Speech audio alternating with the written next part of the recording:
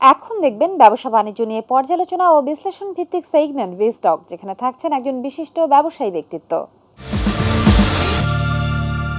সুপ্রিয় দর্শক, বিস্টকে আজকে আমাদের সাথে আছেন প্যাসিফিক ওশান গ্রুপের চেয়ারম্যান ও ব্যবস্থাপনা পরিচালক জনাব মারুফ মোহাম্মদ জহিরুল ইসলাম। স্যার, স্বাগত আপনাকে আমাদের এই আয়োজনে। ওশান মেরিটাইম একাডেমির বর্তমান অবস্থা সম্পর্কে কিছু বলবেন। যুব সমাজকে মানব সম্পদে রূপান্তর করার জন্য কি কি উদ্যোগ নিয়েছেন?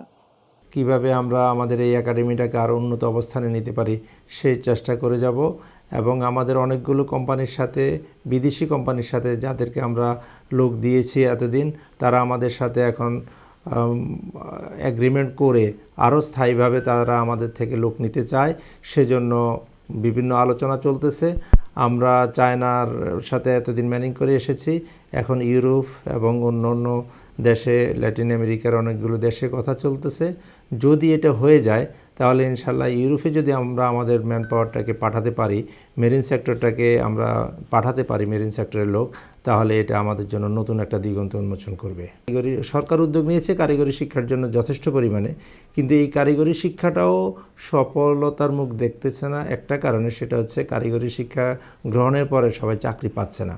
কিন্তু আমাদের মেরিন সেক্টরের এই শিক্ষাটা, ওশান মেরিটাইম একাডেমি থেকে আমরা যে শিক্ষাটা সকলকে প্রোভাইড করছি, আমাদের যারা ছাত্র হিসেবে এখানে ভর্তি হচ্ছে তারা আসলে কারিগরি শিক্ষা গ্রহণ করার পরে আমরাই তাদেরকে চাকরি দিচ্ছি, বিশ্বের বিভিন্ন দেশে দিচ্ছি, এবং এই ধারাটা অব্যাহত থাকলে বিশ্বের বড় বড় কোম্পানিগুলোতে এই প্রসারতা লাভ করবে এবং এখানে আমরা প্রচুর পরিমাণে দক্ষ জনবল দিতে পারবো। আসলে মেরিন সেক্টরটা অনেক বড় একটা সেক্টর, যেখানে দক্ষ লোক ছাড়া কোনো লোক কাজ করতে পারে না।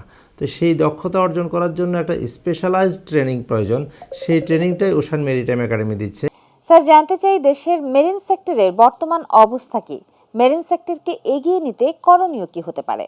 মেরিন সেক্টর এত উন্নত মানের পেশা হওয়ার পরেও যখন বিভিন্ন দেশে আমাদের জাহাজের থেকে পলায়ন হয়, তখন বাংলাদেশি হিসাবে আমাদের সুনাম যথেষ্ট ক্ষুণ্ণ হয় এবং সেক্ষেত্রে বিভিন্ন দেশে এখন বাংলাদেশি নাবিক থাকলে বিভিন্ন যেসব জাহাজ আমেরিকা, ইউরোপে যায় সেসব জাহাজে স্কট দেওয়া হয় এবং সেসব কারণে তারা এখন অতিরিক্ত খরচের কারণে মেরিনার নিতে চায় না।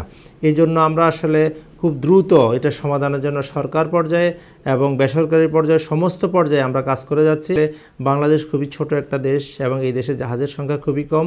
আমাদের দেশে এখন প্রচুর পরিমাণে ট্রেনিং করানো হয়, যেমন 700 ক্যাডেট এবং ক্রু প্রতি বছর বের হচ্ছে, কিন্তু এদেরকে শিপে ট্রেনিং করানোর মতো পর্যাপ্ত শিপ বাংলাদেশে নেই।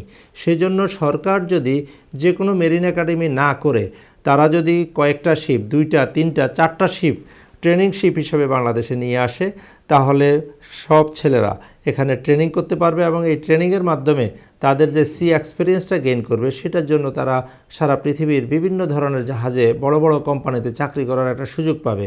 যদি এটা করা সম্ভব হয় তাহলে কিন্তু আমাদের চাকরির বাজার অনেক দ্রুত বিকশিত হবে।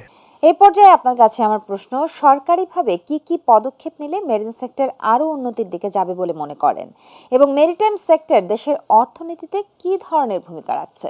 একজন মেরিনার বিদেশের মাটিতে একজন রাষ্ট্রদূতের মতো সম্মান পাবে এবং সে রাষ্ট্রদূতের ভূমিকাই পালন করে, কারণ একটা জাহাজে 10টা দেশের যদি নাবিক থাকে সেখানে একজন মেরিনার বাংলাদেশের পতাকা বহন করে এবং সে ওখানে তার আচার ব্যবহার কাজের মাধ্যমে আরও 5 জনের জন্য ক্ষেত্র তৈরি করে। সুতরাং আমি বলবো মেরিনারদেরকে যা সম্মানের জায়গাটা বাড়ানো। অবশ্যই মেরিটাইম সেক্টর দেশের অর্থনীতির জন্য গুরুত্বপূর্ণ ভূমিকা পালন করছে এবং এটা অনেক বেশি পালন করার কথা ছিল, কিন্তু অ্যাকচুয়ালি আমাদের যে মেরিন সেক্টর, সেই মেরিন সেক্টরটাকে আমরা সঠিকভাবে কাজে লাগাতে পারিনি। যেটা পেরেছে সিঙ্গাপুর, যেটা পেরেছে মালয়েশিয়া। ব্লু ইকোনমি নামে একটা বিশাল প্রোগ্রাম নেওয়া হয়েছে এবং সেটাকে বাংলাদেশের পরবর্তী ইকোনমির জন্য সবচেয়ে বড় খাত বলে মনে করা হয়। আমি মনে করি বাংলাদেশের অর্থনীতির জন্য এই মেরিন সেক্টরটা সবচেয়ে অগ্রণী ভূমিকা পালন করবে ভবিষ্যতে। এবং মেরিন সেক্টর আসলে বলতে আমরা যারা যেখানে আছি সে ওটাকেই মনে হয় মেরিন সেক্টর।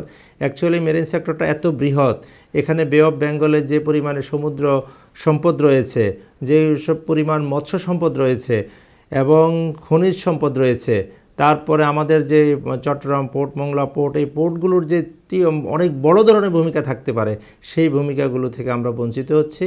আমরা অত্যন্ত ভালোভাবে যদি সারা দেশ, সরকার সবাই উদ্যোগী ভূমিকা পালন করি, তাহলে এই মেরিন সেক্টর অনেক বড় ভূমিকা আমাদের জন্য বয়ে আনবে।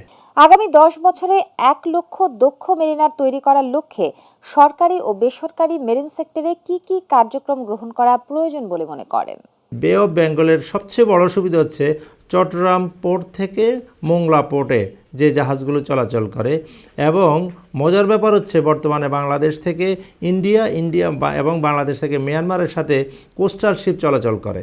এই কোস্টাল শিপগুলো বেশ ভালো মানের, যেগুলা 500 জিআরটির উপরে, যেগুলো 750 কিলোওয়াটের উপরে।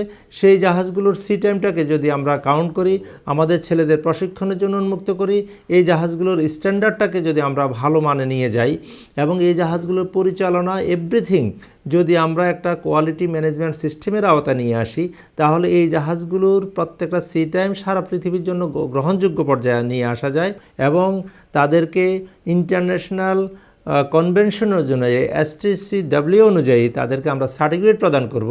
সেই সার্টিফিকেটের ভ্যালুটা সারা পৃথিবীতে করবে। অ্যাকচুয়ালি আমরা আমাদের ভিতরে কি করলাম, সেটাকে বিশ্বের সাথে তাল মিলিয়ে বিশ্বমানের সনদায়ন করতে হবে। তখনই আমাদের এই যে লোকগুলো আমাদের এখানে এখন চাকরি করলো, 2 বছর পরে সে অস্ট্রেলিয়ান শিপে চাকরি করতে পারবে, কখনো সে সুইজারল্যান্ডে চাকরি করতে পারবে, অর্থাৎ শিপিং সেক্টরটা ওয়ার্ল্ড ওয়াইড। অসংখ্য ধন্যবাদ আপনাকে আমাদেরকে সময় দেওয়ার জন্য। প্রিয় দর্শক, এই ছিল আজকের আয়োজন। দেখছিলেন EXIM bank business point, powered by global Islami bank limited. সাথে ছিলাম আমি তাস্তফা মোহনা। সামনের সপ্তাহে বিজনেসের নতুন খবরাখবর নিয়ে ফিরে আসবো এটিএন বাংলার পর্দায়। চোখ রাখুন এটিএন বাংলায়। ভালো থাকুন। আল্লাহ হাফেজ।